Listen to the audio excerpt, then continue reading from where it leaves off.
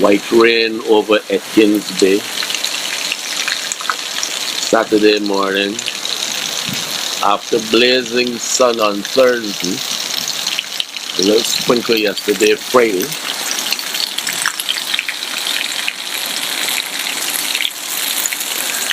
And then this morning, rain. Good news for the cisterns. 2 overflow vents for one of the tanks in the building. So water supply is secure.